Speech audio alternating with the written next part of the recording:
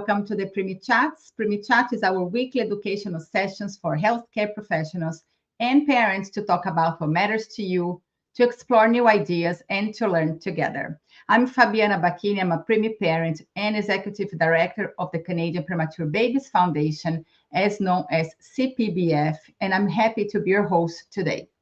CPBF is a parent-led organization that helps families in and after the NICU stay through education, support, and advocacy. If you have a heart for preemies, whether you're a family or a healthcare professional, please check our website, canadianpreemies.org. There you'll find resources, the latest projects, and most importantly, a community of people who wants to see our little babies thrive. And if you're watching live, please bring your voice to this table, leave comments and questions in the chat, and you try to address them during our program. It is through rich conversations like this that we can advance practice and learn together. So please participate and let us know where you're watching from. And today we'll have a special chat about Kangaroo Care, as May 15th is Kangaroo Care Awareness Day. There is no lack of evidence on the short and long-term benefits of kangaroo care for preterm babies and sick babies. And yet, we have to continue to bring the evidence forward and advocate for this care practice to be implemented in hospitals around the world. A simple definition of kangaroo care or kangaroo mother care, a way to hold the baby skin to skin. We all know that is not a nice thing to do. It is a true intervention that reduces mortality, parental depression, alongside long-lasting outcomes such as improved brain maturation at 20 years of age. Last year, the World Health Organization released a call to action that calls for a fundamental reorganization of NICU care to accommodate 100% of preterm infants receiving kangaroo mother care due to its positive impact on preterm outcomes. Here in Canada, research has shown that despite supportive skin-to-skin policies reported by 80% of Canadian hospitals, only 37% of hospitals report that most of their NICU babies are held this way regularly. We certainly have a lot of work to do in terms of awareness, education, system policies, culture change in NICUs. We need to address the barriers that prevent parents from being in the hospital and from holding their baby skin to skin. It's only by working together that we can change practices to optimize our babies' outcomes. And CPBF is committed to continue to provide education not only for parents, but also for healthcare providers. You can check our website and you'll find many resources on kangaroo care, such as infographic that is easy to download and free to download for anyone. And there is also an amazing video teaching an ICU staff how to transfer babies on skin to skin, even on ventilator. It is a great educational tool created by Diane Schultz and the team at St. Boniface Hospital in Winnipeg. And I will share the link in the comments very shortly. And today we are bringing advocates to discuss kangaroo care, including two preemie parents. We will have Yamile Jackson, the mother who created International Kangaroo Care Awareness Day. She will share her journey with her son Zaki and how she created tools for NICUs to support the practice of skin to skin. Dr. Nalini Singhal will show us a view of the future and how parents can lead a transformation in their baby's care inside the health system. And we'll start our first session with Aruna Boodram, a preemie parent that will tell us how kangaroo care helped her daughter. Aruna Boodram is a queer, gender-expansive therapist and registered social worker from the Caribbean diaspora base in Toronto. She's an educator and facilitator that provides training on anti-oppression, abolition, decolonization, fertility, queer and trans family planning. She's the autonomous solo by choice parent of Surya Amaris, a former 24-week micropreemie who is now a thriving 4-year-old. Aruna is also a member of the National Family Advisory Committee for the Canadian Premature Babies Foundation and Sunnybrook Hospital NICU. And I have the honor to have Aruna here joining me live from Toronto. Aruna, thank you so much for being here today to share your journey one more time with our audience and the importance of kangaroo care in your journey and Surya's survival and to her journey now at 4 years old, a thriving little toddler. So the floor is yours. Thanks so much for having me. I love doing these. It's such an honor and such a gift to be able to share my story with parents everywhere, whether you're still in the NICU or you just recently graduated or you're currently, living that post preemie NICU life. We're with you, and I know that there are so many things that can impact our journeys, and so I hope that you're getting the care and support that you deserve. So I'll just start a little bit about my story with Surya. So I actually am a solo parent by choice, and so I decided to go on a parenting journey by myself. I am part of the queer and trans community in Toronto. I'm a queer parent, also gender queer as well. So use they them pronouns. Hi, Helen. I went on this journey. I did IVF with a clinic in Toronto by myself, and conceived Surya with anonymous sperm. I did that before I got the sperm before the laws changed in 2017 around known donors, and which is why I went with the anonymous sperm donor. In Ontario now, known donors do not have parental rights automatically, and so that actually gives a lot of protection to different families considering like ours. Hi, Laura. So I am a solo parent by choice. And so this is me at different parts of my pregnancy journey. I ended up going into preterm labor at 19 weeks gestation.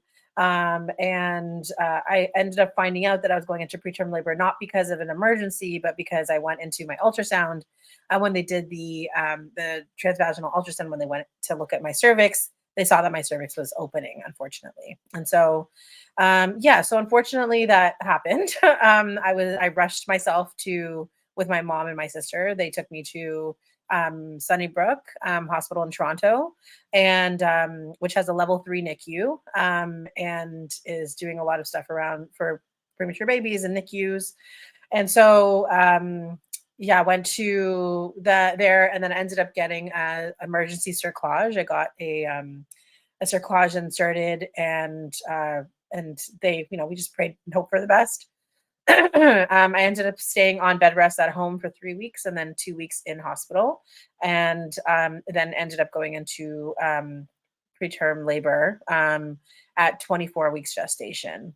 And so, so it was a very scary time, of course. I'm sure if you've been through this process in different ways, I'm sure you know. Surya ended up being born at 24 weeks and 3 days, I think, 24 and 3 at, I'll show you the next one. So she was born at 1 pound, 3 ounces, or 610 grams. And this is her on her first day. This is a picture of her on her first day in the isolette. Because I did not have an emergency C-section, she actually came out breech, feet first, right through the cerclage. The cerclage was still intact when she came out. It was just a little bit of an opening, and she just slid right through there. And so she was able to come out, and she was breathing when coming out at 24 weeks. I did delayed cord clamping for 45 seconds, and then she went on CPAP. And so she was on CPAP initially. The next day I went downstairs, and, I was able to walk and be on my own. Thankfully, a lot of folks, as you know, are not able to do that. And so I was lucky to be able to walk downstairs the next, a few hours later, and to go see her. And then she unfortunately had to be ventilated or put on the ventilator, by that morning, because she was unable to breathe on CPAP on her own. And I guess the adrenaline, really wore off. And so, then she was ventilated as I was coming into the room. And so this is her on the ventilator. And it was really scary, obviously, for many reasons. I wasn't able to actually hold her for about 6 days. At the 6th day of life, that's when the nurses were like, okay, she's stable. She feels like it might be something that you can do, and really supported me in holding her. And 6 days in, I was able to finally hold her. This is her at 6 days post birth. She's currently in this picture, as you can see, she's on the ventilator, but she actually pulled it out right after I put her down.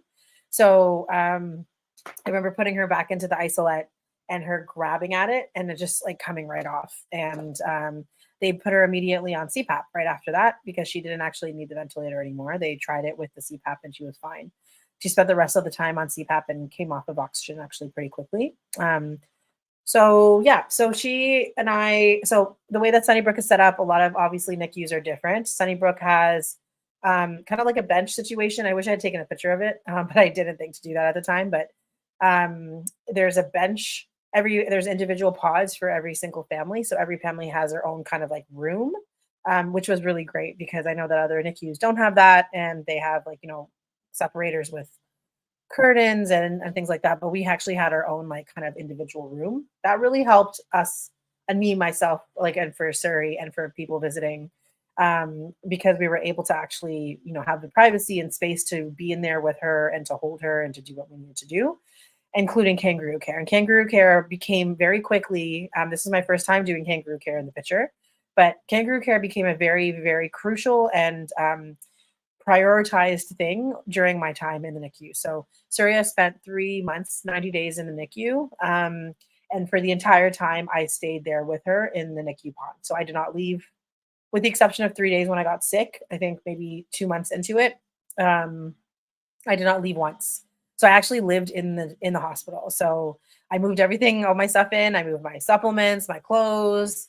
I was starting my master's of social work actually at that time. So I had my laptop. I was doing, I was also, I DJ'd parties. And so I also like would go at night, leave Sunnybrook for the night, go DJ and then come back. And when I did do that, I ended up having someone else come in at the time, like my mom or my sisters or friends of mine to come and stay with Surrey. So she wasn't alone.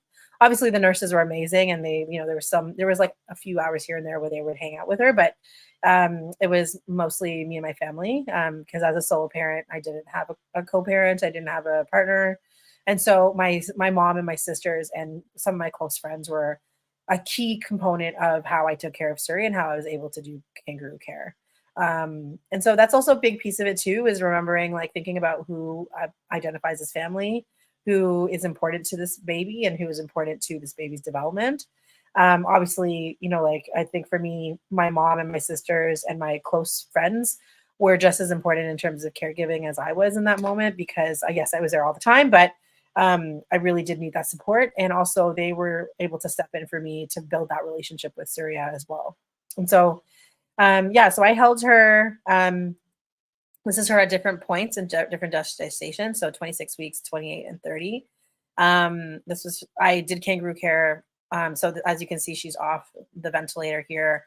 These were like little times where we would just be cleaning and stuff that I would take pictures where she didn't have the ventilator attached, but sorry, not ventilator, the CPAP. But she was off CPAP very quickly. She came off CPAP and all oxygen support at around 33, 34 weeks, around there, but between there, and was on room air for the entire, like, for most of the time that she was on CPAP. There was very little where she had to go up to like 22, 23. But she was off all oxygen support pretty early for a 24-weeker. So I I did Kangaroo Care for about 12 hours a day. And so I know that sounds like a lot and sounds pretty extreme, but it's because I was living there, right? So I will also say that comes with the privilege of not having another child, and it comes with the privilege of not having to worry about work. Like I was on, Canada has benefits for folks who are taking care of people in hospital. So I applied for that and I was able to get some income from that, and then also had a really supportive work environment. So I will say that, the social determinants of how people are able to be in hospital and how they're able to support people in hospital and themselves is very important, and crucial, actually, in fact, for how they're able to be in the hospital with their babies. And so obviously, like, there's many aspects in terms of housing and other children, and also mental health and access to care, and also trauma around hospitals and trauma around their birth that really, will determine how people can be in hospital and do kangaroo care. In my situation, of course, I had active PTSD, and I was seeing a psychiatrist in the hospital as well, because I had set that up for myself. But I also knew that it was important for me to be there. And so I had information given to me from the nurses, maybe the first week I was in there, on the benefits of kangaroo care. And I think that really, the way that it was explained to me was that kangaroo care is something that I, as the parent or the caregiver, can do that will actively and almost guaranteed support her development. And so as someone, and I think a lot of people who have had premature babies or who have gone into preterm labor or who had kids in the NICU will know so much of your power and choice is taken away from you, right? And not because of anything in particular, but because of the situation and the emergency of it all. And so a huge part of it is for kangaroo care for myself was I have a choice here to be able to impact her in a way that is positive, that could actually benefit her. And I took it and I ran with it literally. And I was like, I'm going to do this in excess almost. And so, I don't think there's anything in excess possible, but I think that for me, it was really important to make that a priority and to also make sure that the people who were visiting, like my sisters are in this picture with me. That's my sister, Angeli and Anisha. They were there with me almost every other day, holding her with me, taking care of me while I was holding her, helping me pump. They were with me all the time as much as possible. And that was a really big, important thing for me. So I did kangaroo care with Suri for 12 hours a day, almost 10 to 12 hours a day, every day. When one of the 3 days that I was sick, my mom was there instead, and my sisters took turns and my friends actually came and did different shifts to make sure she was either hand hugged or heard our voices. They would have me on the speakerphone and I would sing to her. I was involved in all of her care in terms of her diapers and all those things, diaper changes. And then I was also part of every round. And so by the end of the time that I was at Sunnybrook, by the time we were done or almost discharged, I was doing the rounds myself. And so kangaroo care for me was really important. It was also something that became really easy. Obviously, when the first time was terrifying because she was on a ventilator and she was less than 600 grams. Actually, at that point, she had already lost 100 grams. She was actually 5 something.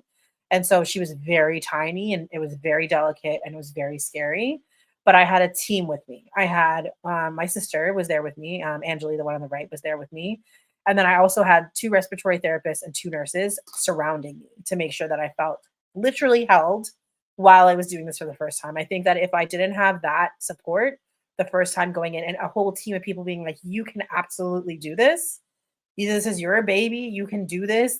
We got you. I don't think that I would have been able to do it as much as I did. And so having that first experience, of being someone having reminding me that I have the power to do this, that I have the ability to do this was such a big deal. I'll leave it for questions, but I think that there's so many positive, I can't express anymore.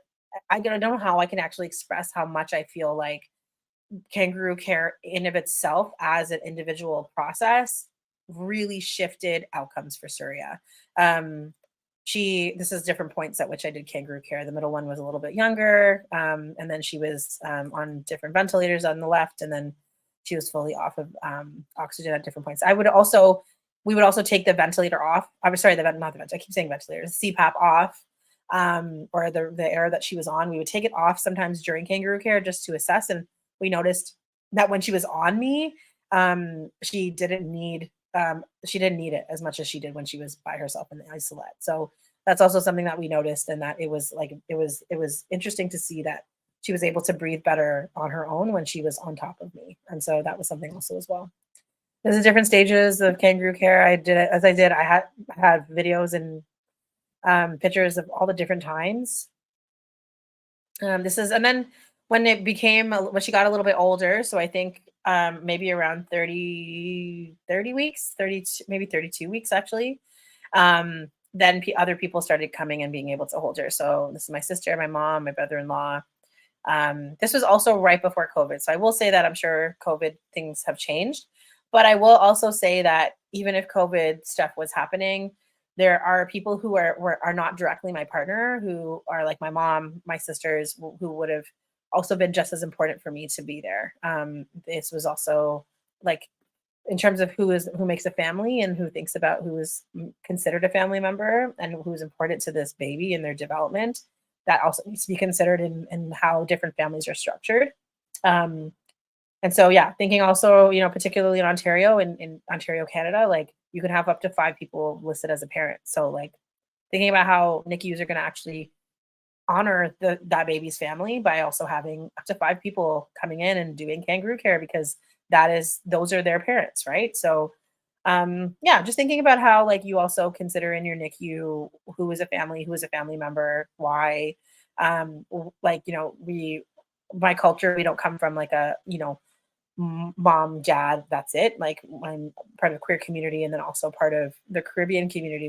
It takes a village, and so we literally believe that. And I think that's also really true to and a testament to how much Surya has grown. This is her still in the NICU. We got transferred to a level 2 eventually. And then we graduated. We graduated at 37 and a half weeks gestation. So she graduated pretty early on. And she was still very little, as you can see. And she was because she was off oxygen early, almost immediately after, a week after she was off oxygen support. They transferred us to a level 2, and she fed really quickly. And then yeah, and then we left. So, and then a week later, right after we were discharged, is when the global lockdowns happened for COVID. So we ended just in time. Yeah, this is her at 2. So this is who she is at 2 years old. This was 2 years ago. So I wanted to include them because you could see the growth. And I just wanted to include this as Nidra, who is like my big sister and is a really close friend of mine, who used to come every Sunday to the NICU and hold Surrey.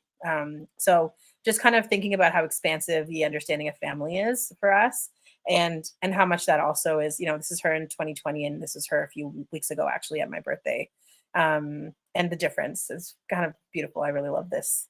But this is important in terms of when you're thinking about kangaroo care and also who's holding and who's connecting. She spent a lot of time hanging out on people. And she would have, if we weren't in the NICU. So I feel like that's also important for her development and for who she understands is who she's connected to. And also how she was, what we brought into the NICU as a family. So friends of mine would bring like their academic papers and read them to her while she's in the isolate, or they would come and spend time with her. Yeah, so they had all kinds of things that were available for them to come and spend time with her, and that was really beautiful. We definitely had a big community around us. Now she's 4. She just turned 4 adjusted actually on April 7th, so a month ago. And so she was born December 21st, but then her due date was April 7th. So a really good chunk of 4 months early. She's thriving. She's more than thriving. I really cannot describe. And, Fabiana can attest to how brilliant and kind and sweet and funny this little human is. She is thriving. She's great at traveling. She's been to our home country, like Trinidad, twice. Loves traveling, really, really chill, really fun, talks to everybody. She loves food. She is a foodie. You can see the snow cone that she's eating in the middle.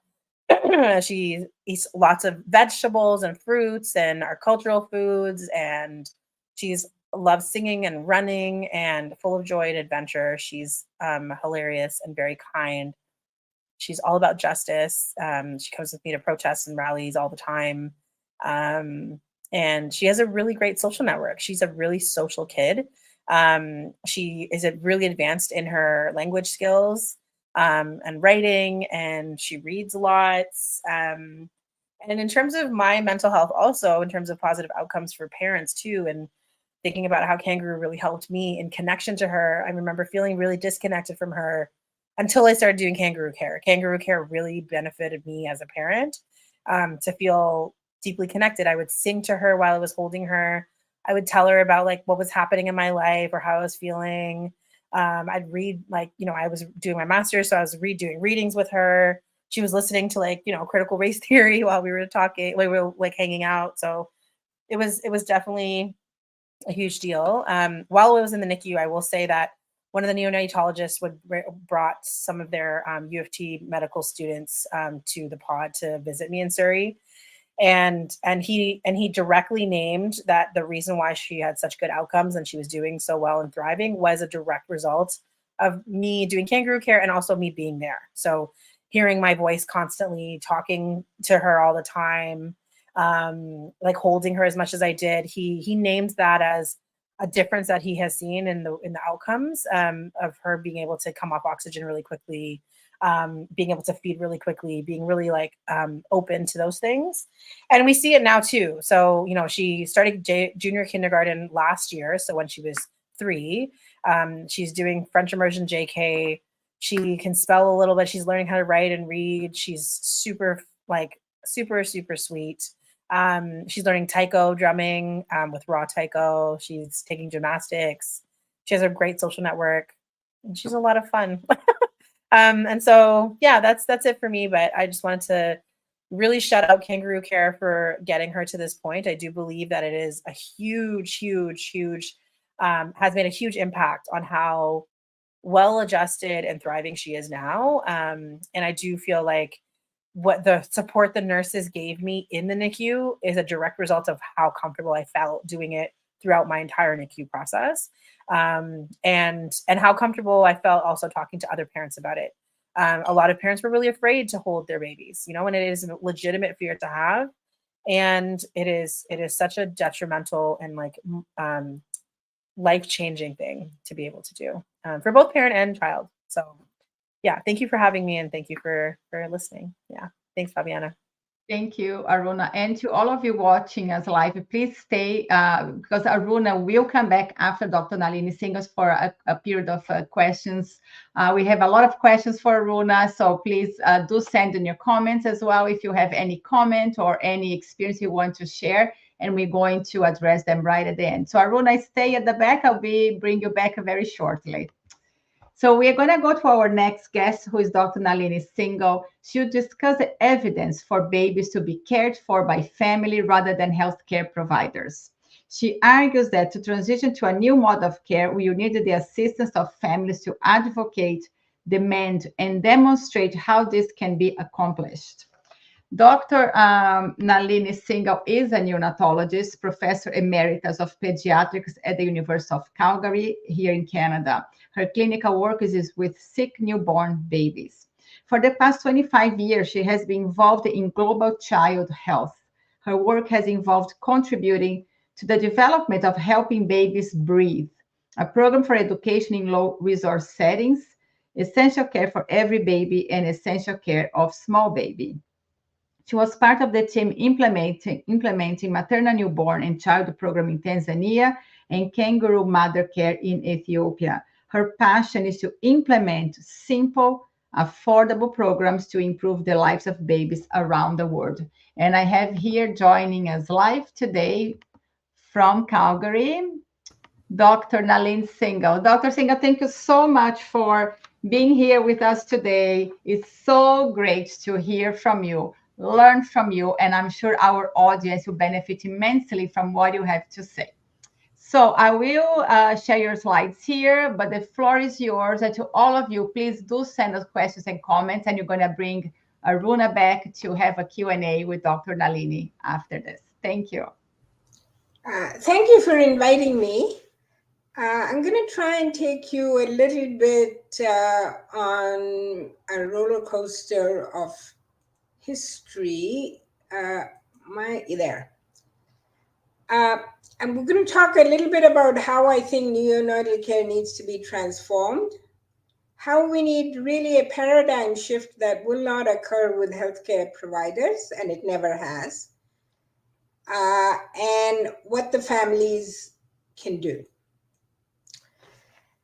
So neonates didn't used to survive, especially when they were born small and premature. And if you look at that picture in the Chicago World Fair, there was a whole lot of people, but if you look at the back here, you've got showing off in a World Fair, baby incubators. And these are the pictures of the baby incubators. And the idea was that if we have the baby incubators, then these babies will survive. Well, we've done a lot. We've come from there with healthcare workers sitting here providing care to a baby in a healthcare incubator, to all these fancy incubators that we have now. But that is not the future. We've learned, healthcare providers have learned a lot how to help these babies. But the future of these babies is the families providing the care and us as healthcare providers assisting families in being able to accomplish that. Well, if you look at the components for nurturing care, good health means parents can do all the prevention or most of the prevention, and they can usually manage a lot of things if we help them manage. They can provide adequate nutrition by optimizing excluding breastfeeding or breast milk feeding. They can provide the security by zero separation, privacy, quiet, warmth, and decreasing the stress to the baby. And as Aruna showed us, they can provide a stimulating development through sensory experience, which can be tactile, vocal, visual, proprioceptive, or vestibular. And we need to learn how to be responsive to the newborn signal. And we're not as good at that as healthcare providers because each baby has different signals, just like each human being is different. So what are the 5 senses? If I've asked you as an adult, do you like somebody giving you a hug? Absolutely. There's studies to show that 5 good hugs a day to an adult increase their happiness hormones. We like to hear good music. We like to hear consistent voices. Where is that going to come from? From families, not from healthcare providers. Vision. I know it, 24-weeker can't see, but when they start seeing, they can see a consistent face where they can focus. They need a good smell. They get that from the breast milk, and the taste also. So if as an adult, that's what we want, how can we think that a baby doesn't want exactly what we want as an adult? And we've done that to save lives. But as we've learned, healthcare providers can help, and the babies can still get this, and that is the future. And as we're looking at kangaroo mother care, the problem in Canada and developed countries is the health centers are not prepared. The healthcare personnel are not prepared, and we don't prepare the families well enough ahead of time. Aruna was lucky that there were nurses in Sunnybrook that helped her. But if I go around the country, that's not always there. So we need to provide that, and we need to provide the healthcare learning so they can help the parents. We need to provide the family learning because the mother alone, as Aruna showed us, cannot accomplish that. We need a village to help raise that baby, and that village for that baby is going to be a small circle of friends and family. And then we need their follow-up assessment. So that's sort of part of what you do to prepare for kangaroo mother care. So what does the WHO say? These are the recent guidelines that came out in 2023. Kangaroo mother care is recommended as a routine care. Please pay attention to that word, for all preterm or low birth weight infants. Has nothing to do with being born in Canada or the US or a rich country, low middle income, nothing.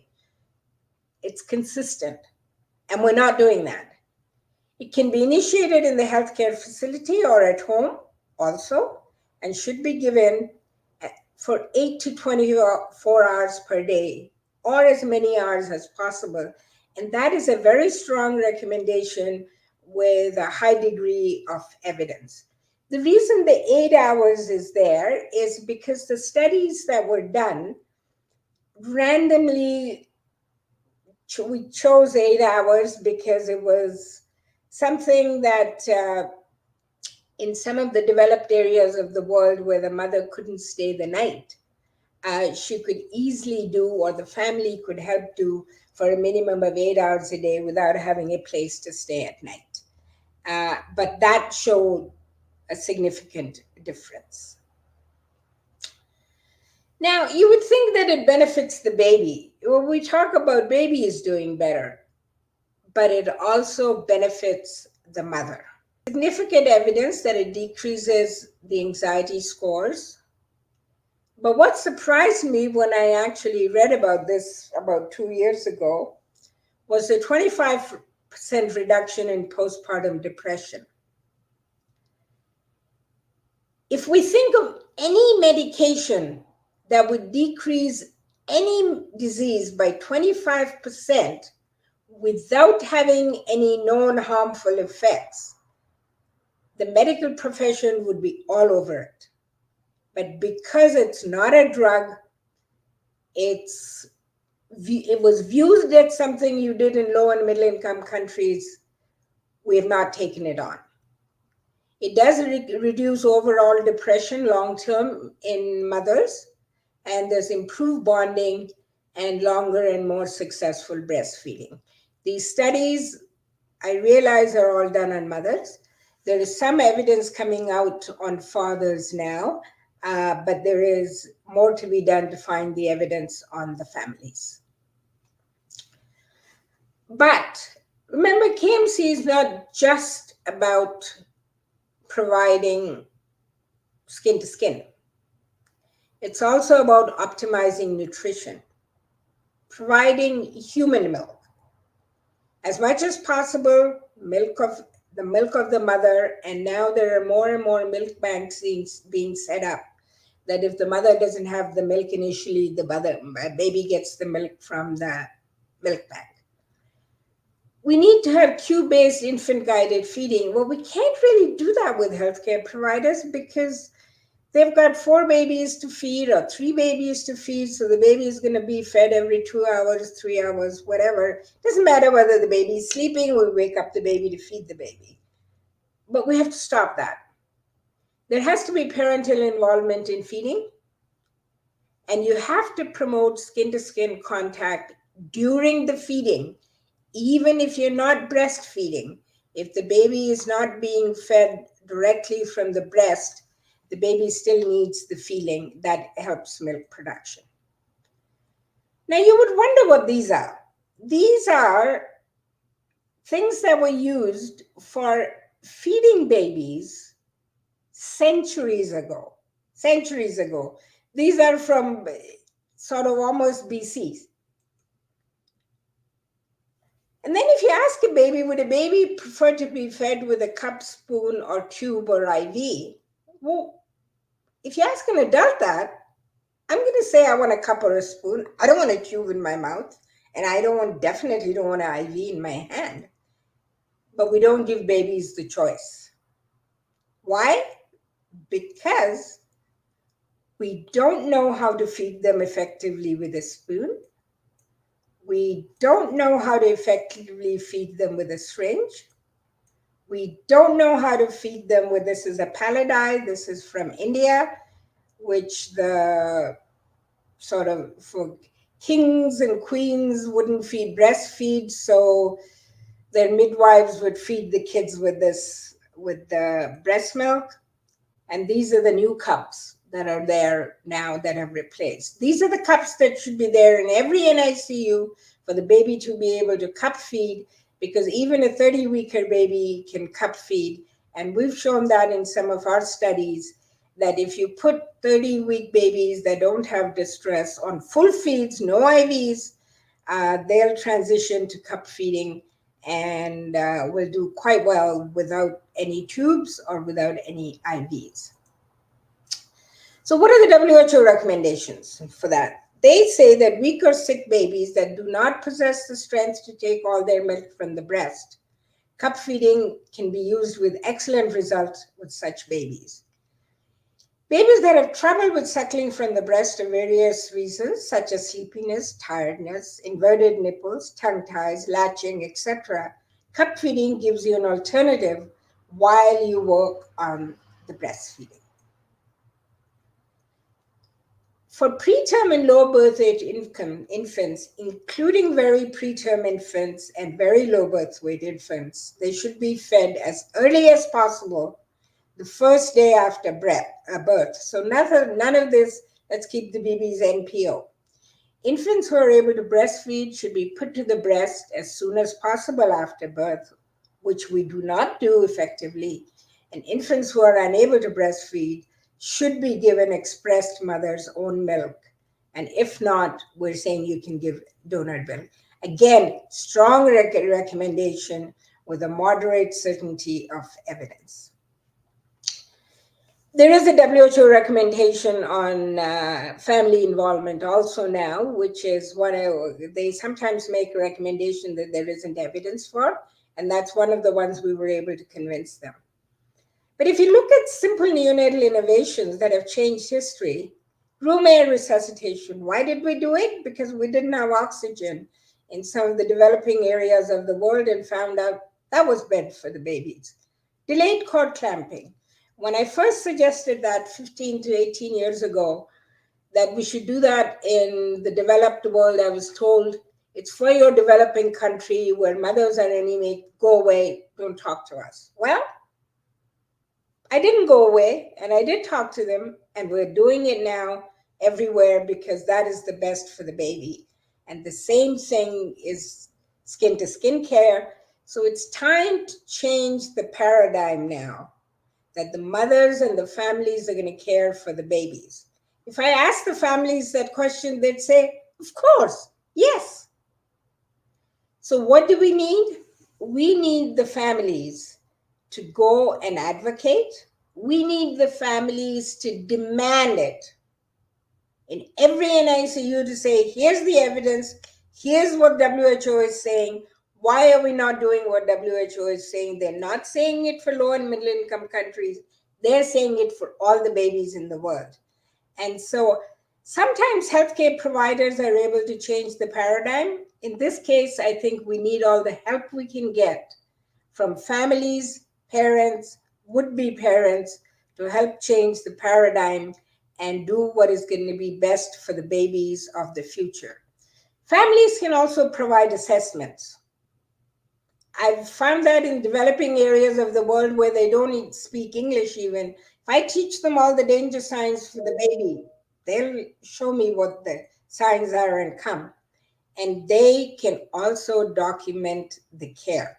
There's no reason to suggest that I can get this done in Uganda with a mother documenting the care of her baby, and I can't get that done in Canada, where they say, well, the nurse knows best. Well, yeah, but the nurse can read what the mother's written and say yes or no. And I know that puts an onus on families, but families are going to take care of that baby for a long, long, long time. And the sooner they start, the better it's going to be. And I'll leave you with this quote, that you can do what I cannot do, and I can do what you cannot do, but together we can do great things. And that's Mother Teresa telling us we can all do it together. And I'd like us to do this for our babies together. Thank you. Wow. Thank you. Okay, I'm going to bring also Aruna back. Aruna, are you on backstage? I don't have your camera on. There you go. Wow. Thank you, both of you, for incredible talks. And Aruna, from sharing your story, your journey. And Dr. Singhal, your work is incredibly inspiring. And yes, we are not going anywhere. We're going to keep pushing this until we see the real changes.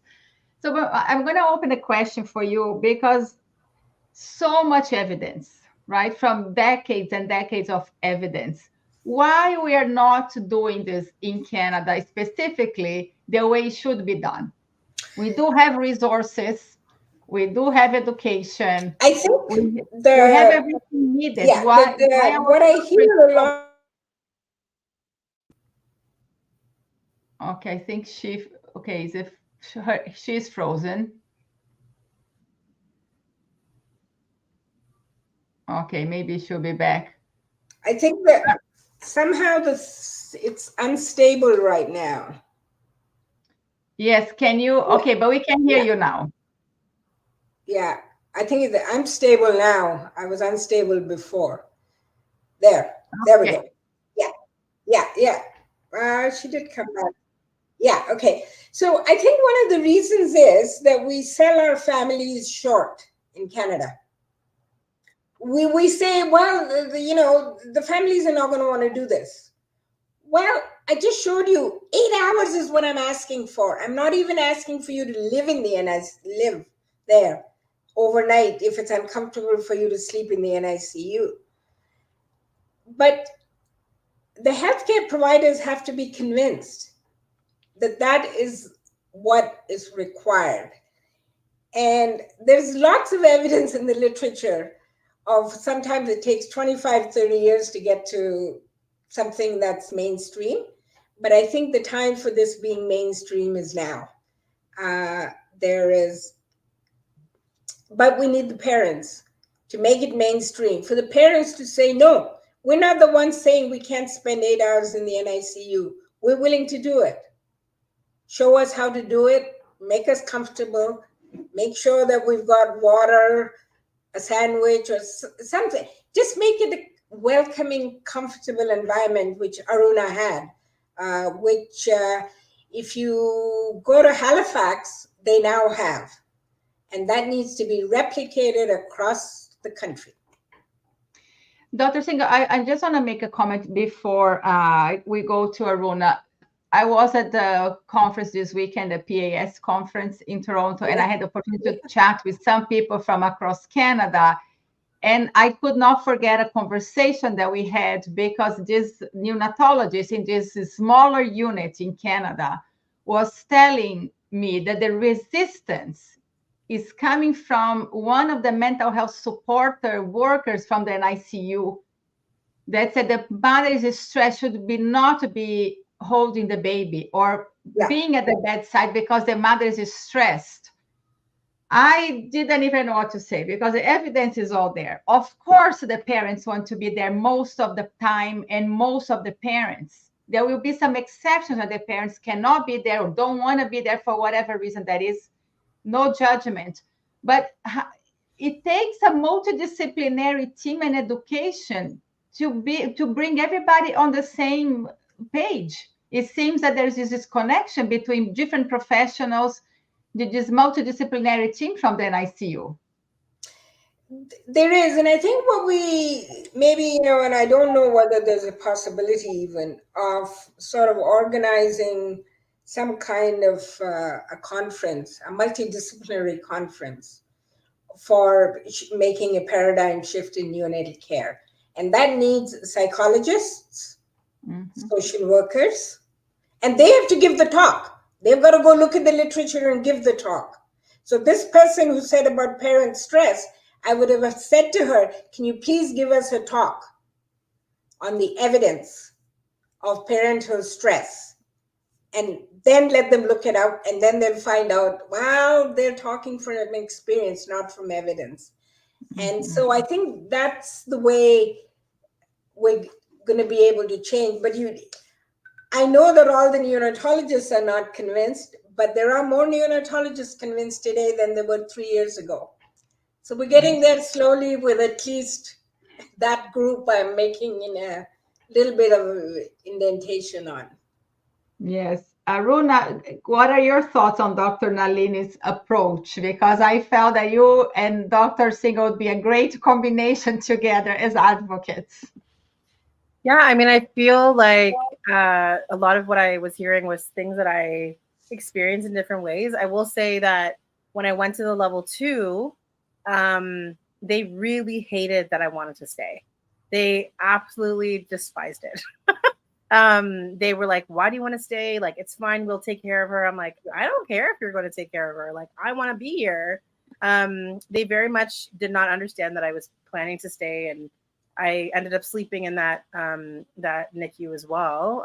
But they didn't have the same kind of setup as Sunnybrook. Unfortunately, I had to sleep on like one of those long chairs. But I did it. I did it for 2 weeks, and thankfully we weren't there as long. But I think there's a lot to be said around the self-advocacy piece that needs to happen around with parents. And unfortunately, I think, depending on like access and depending on like also I think a lot of like racism too in a lot of these hospitals that is happening around like, not assuming that people can do the same kind of care. It was very much a lot of like advocacy around like, I'm going to be here, I'm staying here, let me do changes, let me do this, let me do that. And there's an added layer, I think, when there are different families like with different kinds of family makeups that feel like they have to advocate in different ways. I think that I've had to advocate for a long time considering our family structure, and so I was going into it kind of like ready to fight. And so I already had that going into the NICU, and a lot of the nurses were really supportive. But yeah, I know that that's not the case for everyone considering their family structures. And I do think that the social determinants around health and access to health is a huge piece here too, at least in the Canadian context. I can't speak outside of, in other places, is really important in terms of, precarity of housing. So like immigration status, like what does it mean for also someone who doesn't have access to the same kind of Canadian income support programs and then having to go back to work very quickly after giving birth? Like they can't be in the NICU doing kangaroo care for 12 hours a day, right? So if they have kids at home, those are all pieces that I think when we're thinking about who can do that kind of support and why, what are the barriers around it? The barriers are not just like, oh, well, they don't have support in the NICU. I think it's also another piece of it is around like, what are the outside external factors that are stopping them from being able to physically be there? A lot of people that I spoke to in the NICU were like, I have 2 kids at home. I can't be here all the time. Like I also have children to take care of at home, and I want to be here, but I can't, like I don't have childcare. I don't have, my husband has to work, or, and I have to be here. And so I know for a lot of families, it's like it's unfortunately not as possible, but I think that's also something to look into around what kind of levels of support we're providing families generally, especially ones that have kids in the NICU. So yeah, I think those are ideals. I think the way that we want to support families and babies is ideal in those situations, but I know that it's difficult considering all the ways also hospitals and these spaces are also being defunded and under like supported, especially with like the government we have right now. So yeah, I think that's also a huge part in what's playing into that as well. Right. Dr. Singhal, so you have traveled all over the world implementing kangaroo mother care right now in some countries in Africa. How is that situation in Africa? Because those parents also have other kids at home. How is that addressed in other places? Are there other places where there is a village that comes together to help that family? What is your experience with that?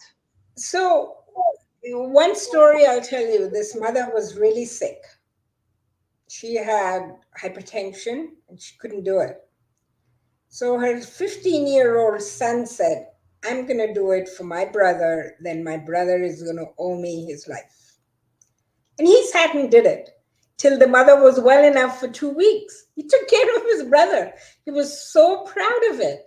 He would cup feed the brother, go get the mother's milk, and take care of his brother. I think we have to allow those things to happen, but more than that, we have to welcome those things. And we're not doing that. And in part of what Aruna was saying, one thing I thought of even when she was talking is we need to get an economic analysis done that people think they'll believe it.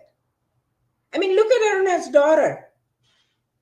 Look at how beautiful and how good she is. And yes, I can say that if she hadn't done this, she wouldn't be that.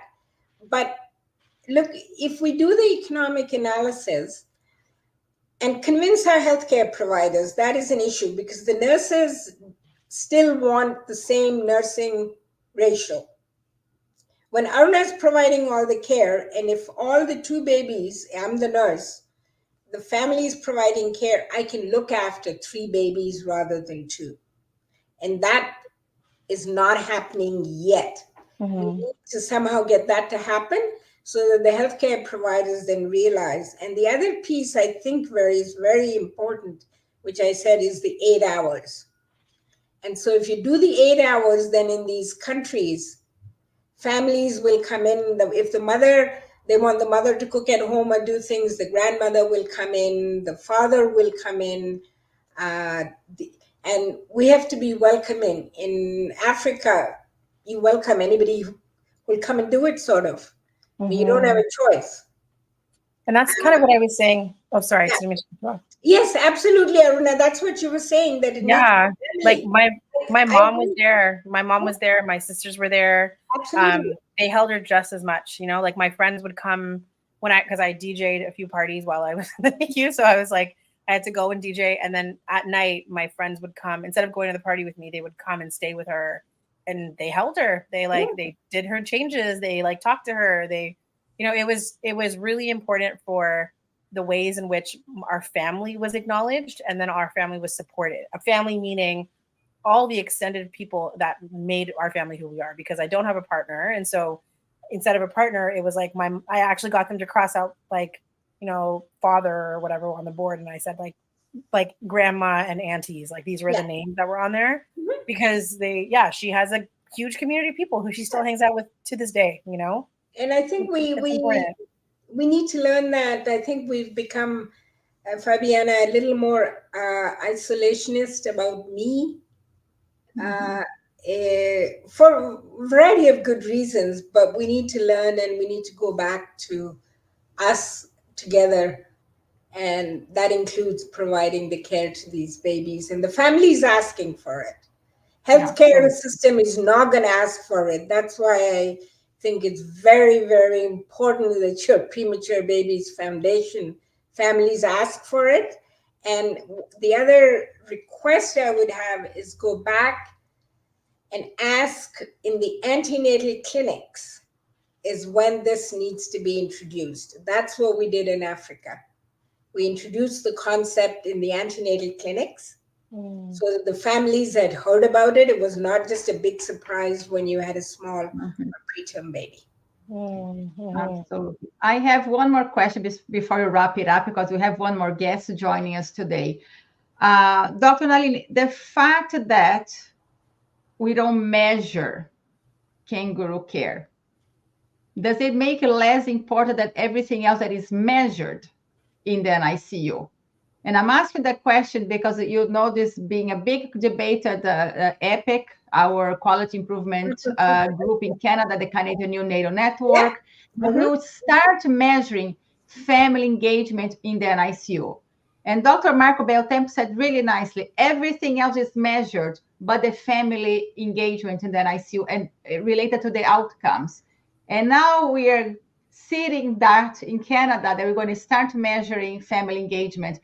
But it makes me think that if we don't measure kangaroo care, do people perceive as being as important as measuring how many GSATs the baby had or how many whatever else that we are measuring in the NICU? So one of the recommendations is that we should be measuring the number of hours the baby is skin to skin and the method of feeding. Just two simple things. So the feeding should not be IV, should not be gavage as much as possible. When does the baby get to cup feeding and feeding by itself?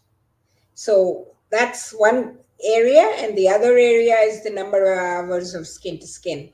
And if we start doing that and we start focusing on saying we want at least 8 hours, I think we'll get there. Even somebody like me was saying 3-4 years ago, I was saying, well, we need 18 hours.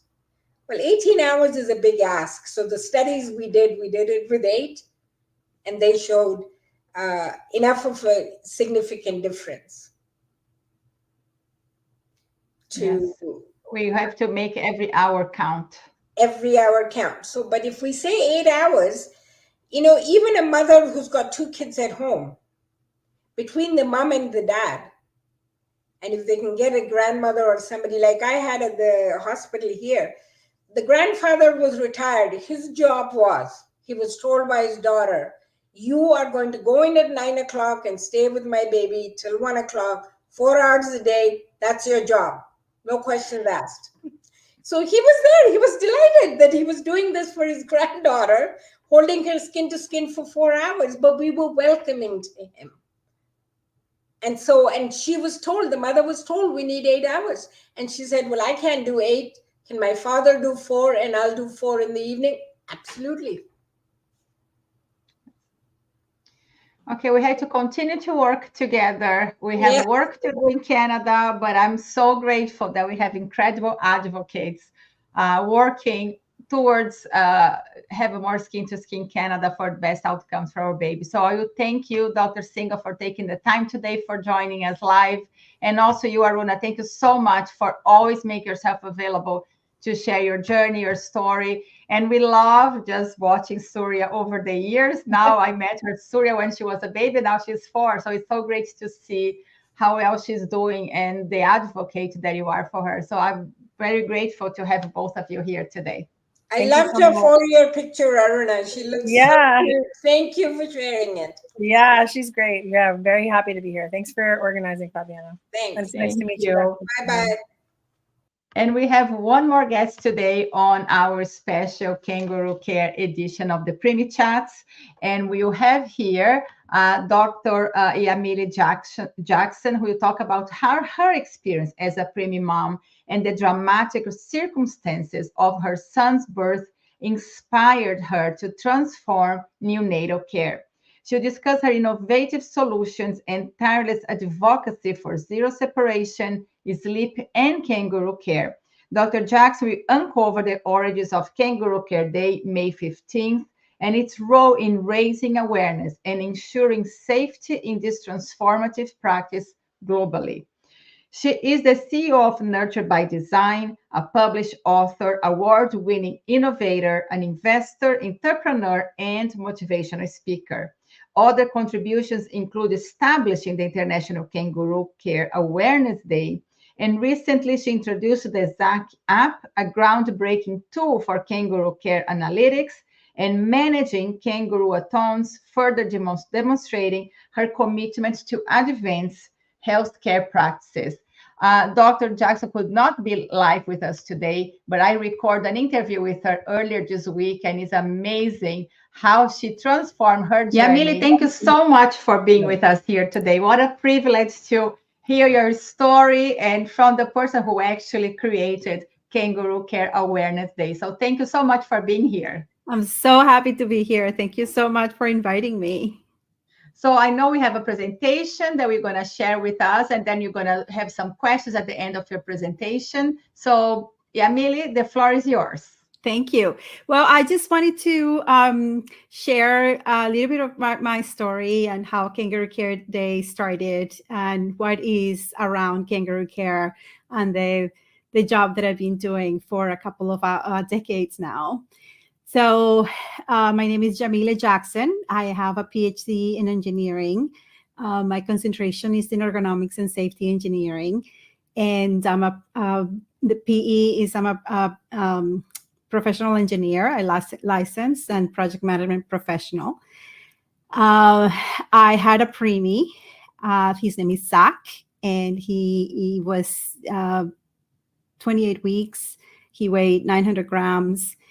And I had already finished my doctorate when I had him. So I was born in Colombia, and I had heard about kangaroo care when I was there. And so when the nurses introduced me to kangaroo care, I said, absolutely. It was actually presented to me as something nice to do in 2001. And I said, I'll take anything nice. I was very fortunate that I could put my job on hold. I was doing consulting for risk management for the oil and gas business. And I took basically a leave of absence until Zachary, was doing better. There you go. So Zachary was, I did kangaroo care. Larry did kangaroo care. I slept with Zach in the NICU, and that was probably the best sleep that I had when, during the 5 months. So it really, I still remember it, the feeling of waking up with him. It was really, really nice. When Zachary was 3 weeks old, we had a flood in Houston that shut down the hospital, and we had to keep him alive by hand for 9 hours until he was evacuated. So I held him on skin to skin, and my husband, Larry, received a crash course on how to bag him. And he would take turns with the nurses and the therapist until he was evacuated. All the evidence that you hear about the moms changing the temperature of the body to for the temperature that the baby needs is true. My body just went like fever to heat up this baby that had not been with any heat for 4 hours until, from the time we got there. So this was a topic of a movie. His story is 14 hours, and Oprah also did a video, and she gave us beautiful, beautiful video and a grant to continue our mission. And he was also in the NICU during September 11. So all these things combined made me promise to Zach that his pain and struggle to survive were not in vain. And I would do anything that I could for the rest of my life to make sure that his pain was not in vain, basically. So these are a couple of questions that I had during the NICU stay during the 2 different hospitals. I remembered how doctors tell you relax, because if you relax, it will hurt less. And how do you relax a baby? You can't, they don't take verbal, instructions. Another thing that agonized me was, how does he know that I love him? Because I loved him and I love him, but how does he know if I abandon him every day? He doesn't know that I have to go, that I can't stay in the hospital. I allow people to hurt him. He doesn't know that they're trying to save his life, and I don't stop them when it hurts. And then when he's the sickest, I don't touch him. When I touch him all the time, I always wonder if he thinks that I am mad at him, or that I am, punishing him in some way because I don't touch him. The agony of every parent to leave every night without the baby after giving birth. And I did that for 5 months. It really doesn't matter if it's 1 day or a year. It is agonizing for parents to do that. The other thing that I wanted to know was, how can he sleep? Because, we touch him all the time. Every time we move him, we change his environment. I felt that I was the source of comfort because I just extrapolated what my mom could do with me. I figured that I could do that with Zach as well. That's why I was there all day, every day. Another thing that happened was that I asked one of the nurses how, to teach me what she was doing. And she said, it's too hard. And I figured, that's what makes it hard. Why is it hard? Because if it's hard for her to learn, obviously it's going to be hard for her to teach me. So I wanted to know what was hard about it. And it was that every time that, you move the baby, you use different things, different sizes, different depending on the condition of the baby. It is a complicated thing when you use a lot of things. And then common denominator of babies when they grow. I wanted to know not the legal things that I already have heard, but how do they grow? And the nurse said they don't like to be touched. And I'm Hispanic, and we touch. Touch has been a very important thing in my culture, in me, in my family.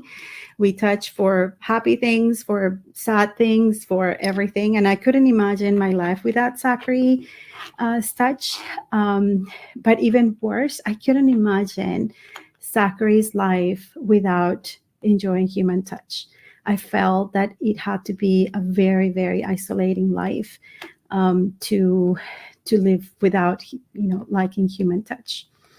So I touched him.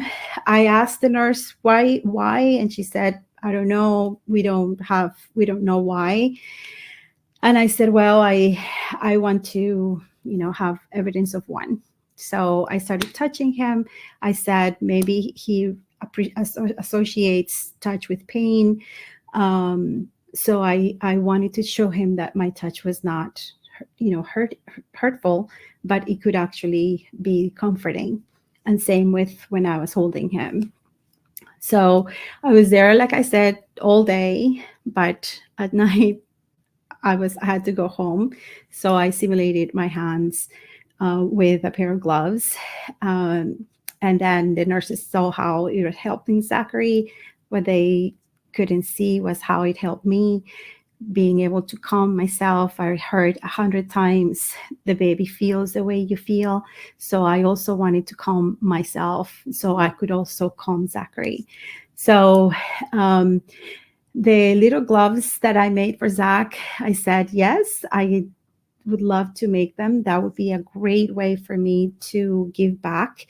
And then when Zachary came home, I couldn't find anything else to do. So this would be a perfect way for me to, to pay my promise, basically, that I did to Zach.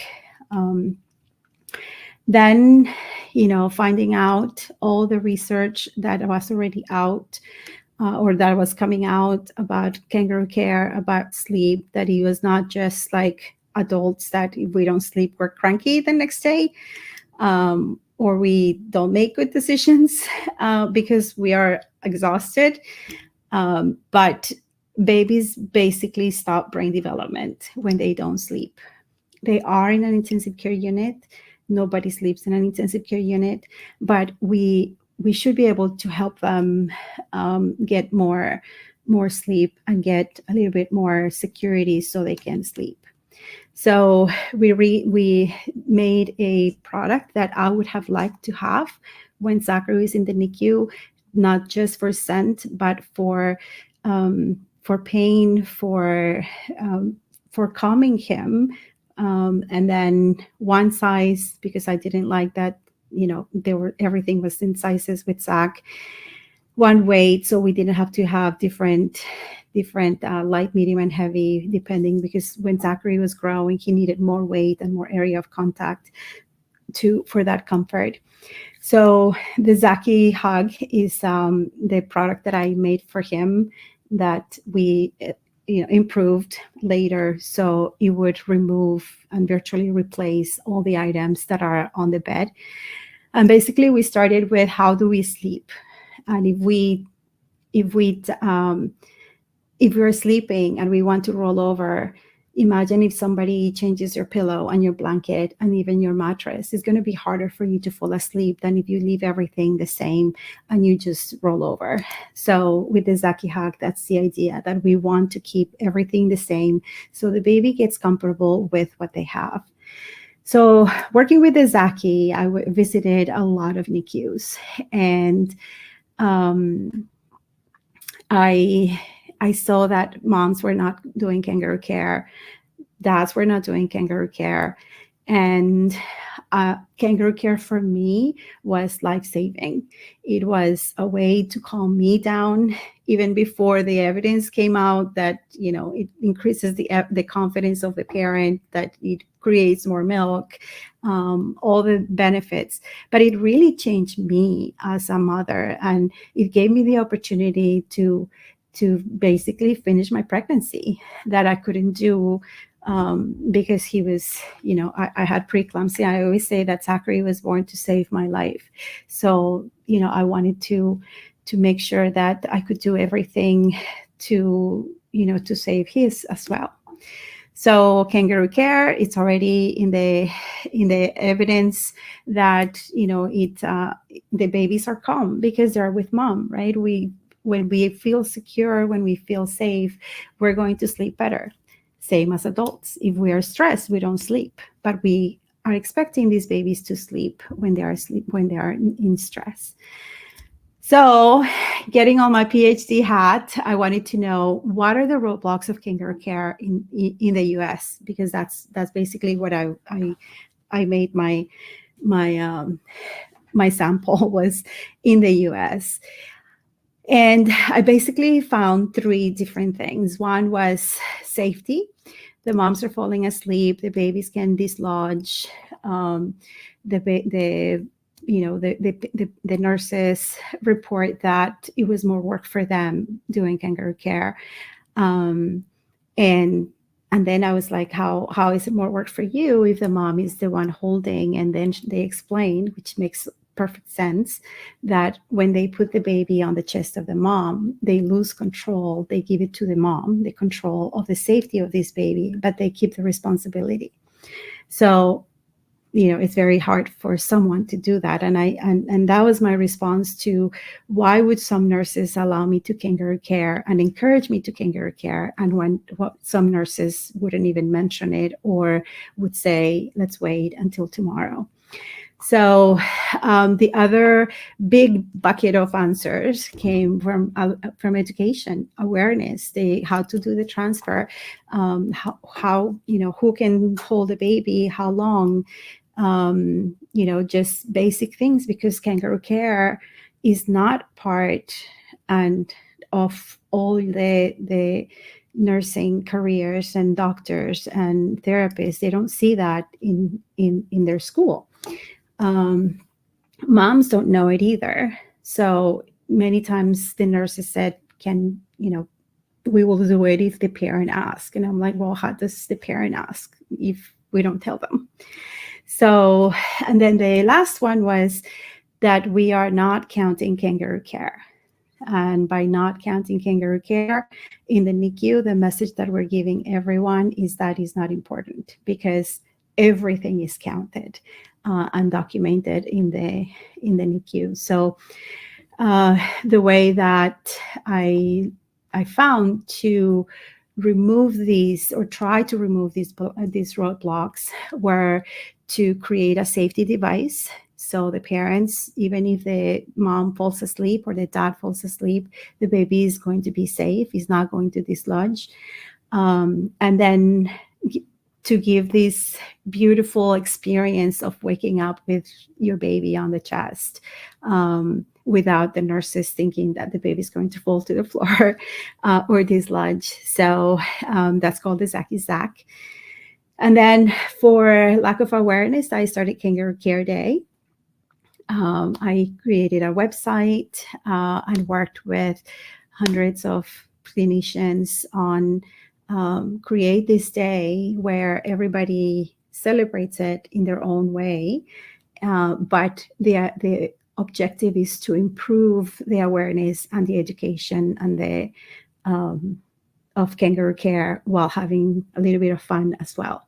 I figured we have so many tough days in the NICU that, a day of celebration would be always good, right? We have Nurses Day, we have Preemie Work Prematurity Day, we have all these days, but we don't have one that celebrates everyone in the NICU, which is what I wanted to do with kangaroo care, and we're doing that very successfully globally now.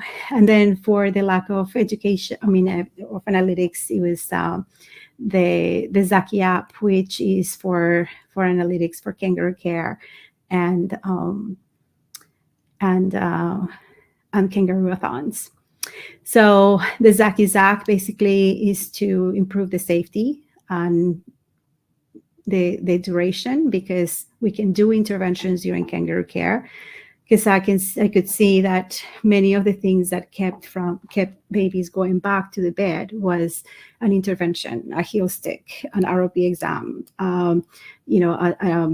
abdominal ultrasound, mom's breastfeeding, mom's pumping.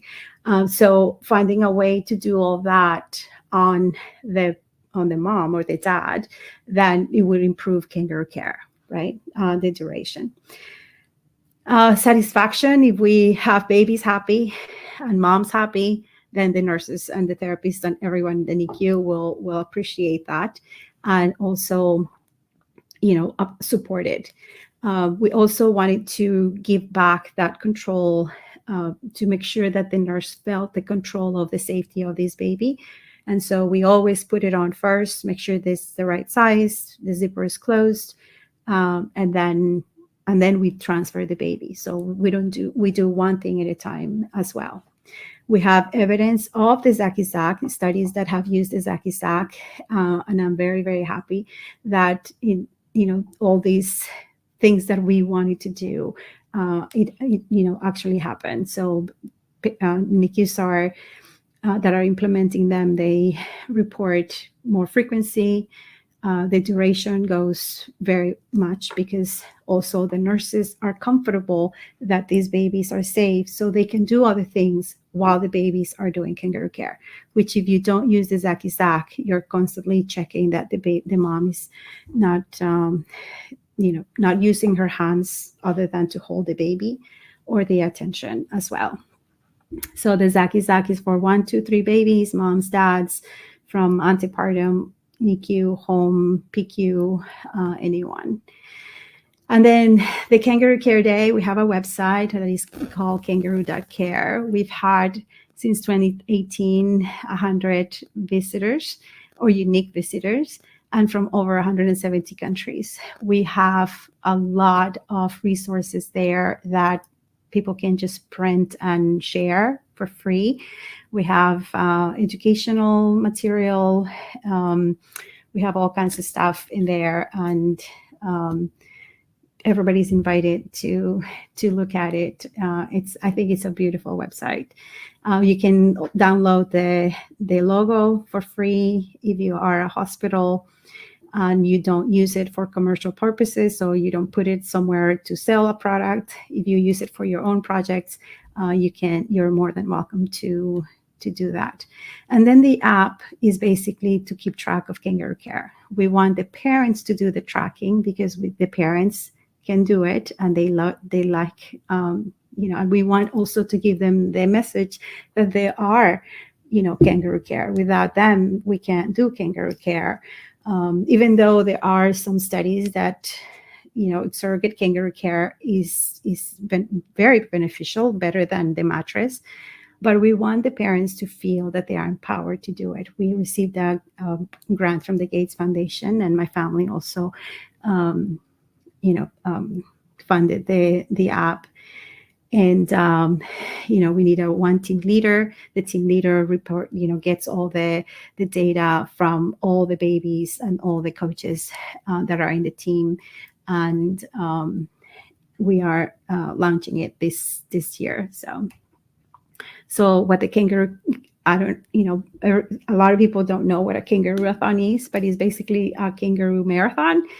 And it acts like a fundraiser. But instead of accumulating money, we accumulate kangaroo care duration. So we count how much kangaroo care is happening per teams, but more than counting how long we're doing kangaroo care, we want everyone to know how long these babies are being separated from their parents. So let's say that you're doing an average in your unit, obviously the app will do the calculations, but the average is probably, let's say it's 2 hours or 3 hours. That means there's 21 hours that these babies are being separated from their parents. And we want that number to be hopefully, as little as possible. The WHO recommends 8 to 24 hours of kangaroo care. And I really want to see NICUs getting to that. But again, parents need help to hold for that long. So Zachary is 23. He is in a beautiful relationship with a wonderful woman that is actually a nurse. And he's a small business owner. He's going to school. He already finished one associate's degree. He's going for his bachelor's. And there is my information. Please contact me, and we're ready for questions. Oh, Yamile, thank you so much for sharing your story. I love the fact that you said, all the pain that Zach went through wasn't for nothing. And you took all these challenges that you went through, your very difficult NICU stay, and transforming into such a beautiful thing. And we are here today because of Kangaroo Awareness Care Day is coming up next week, and you're all because of you. You created that day. And one thing that you didn't say is May 15th, because it was actually Zach's birthday.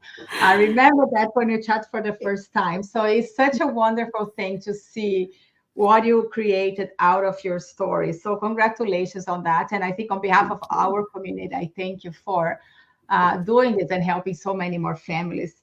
So my question to you is, for so many years, you've been advocating for kangaroo care, and we're still struggling to implement effectively in hospitals around the world. We still have to bring the science forward and more evidence to NICU staff.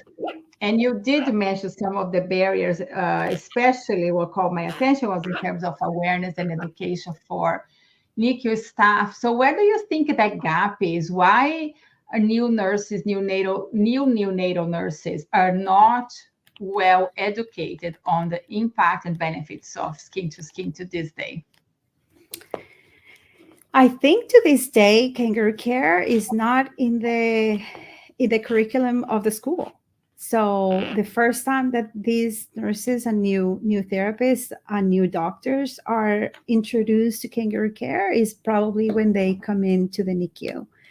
One of the things that I could find was that is the perception of kangaroo care, which we still have, unfortunately, that kangaroo care is for those hospitals that don't have equipment, that don't have incubators, because that's basically how it started in Colombia in 1978, is when there were not enough incubators.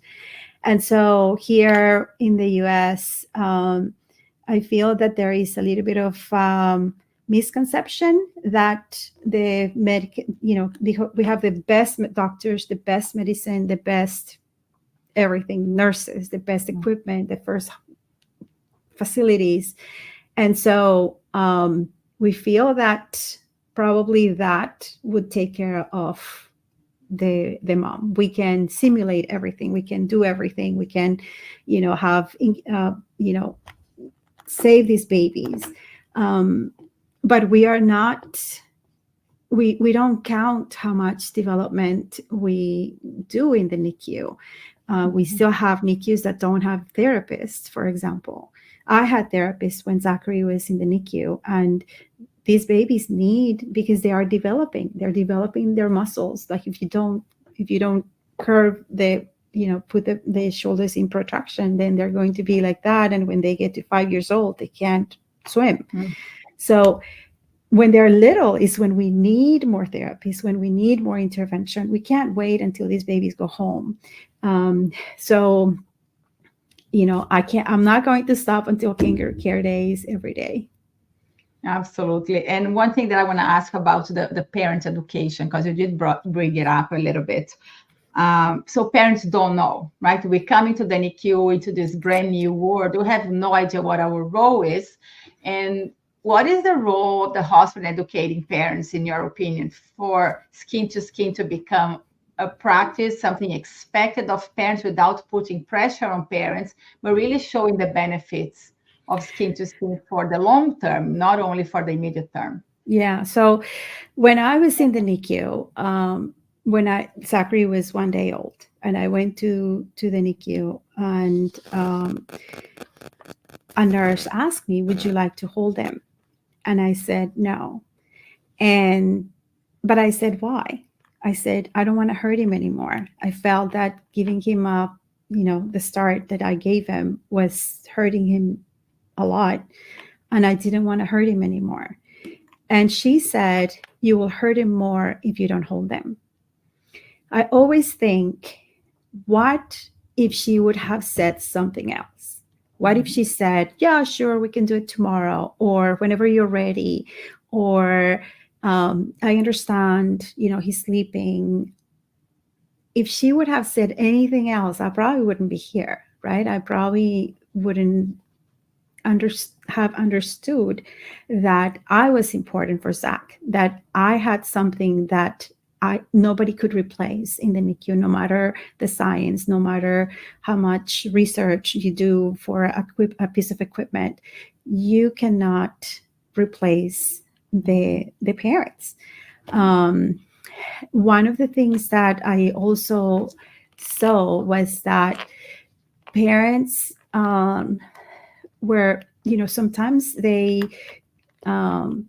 appear as disruptive. And I always tell that I was in industry. If I hire someone and I don't give him anything to do, they're going to be disruptive, no matter in what area you're going to do it. If you tell a parent, you have to come here, but you don't give them anything to do, you don't give, they can't kangaroo, they can't change a diaper, they can't do anything, they're going to become disruptive because they want to do something. They want to ask everyone, can I help? Can I do something?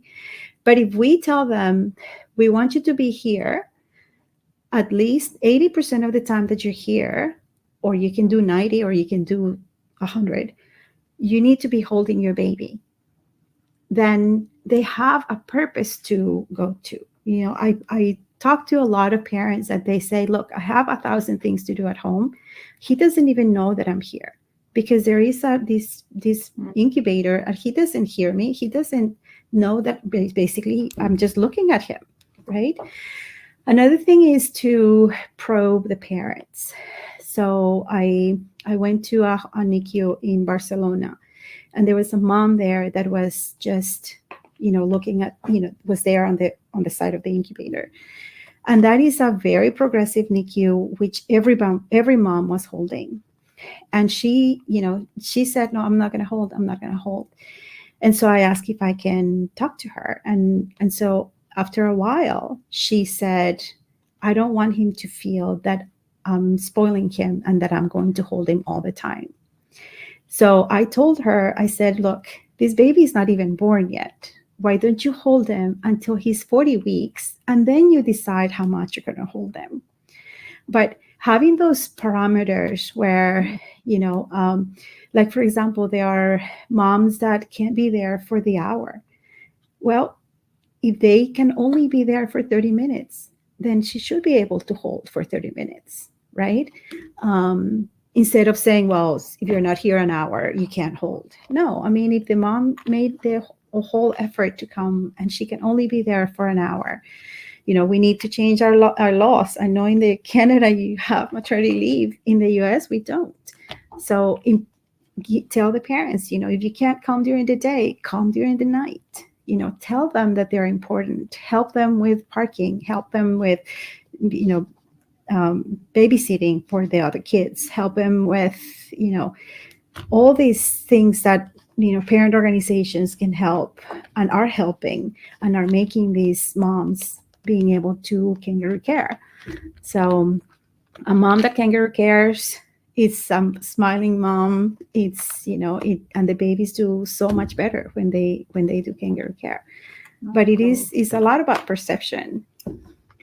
Absolutely. There's a lot of work to do on perception, education, and awareness. And Yamile, I want to thank you so much for being with us here today, for creating this incredible day to raise awareness worldwide. And we know, even we're taking steps, they are important steps. They are not where we want to be, but I think we're taking important steps towards having more skin-to-skin hospitals worldwide. So thank you so much for all your advocacy, for your incredible work.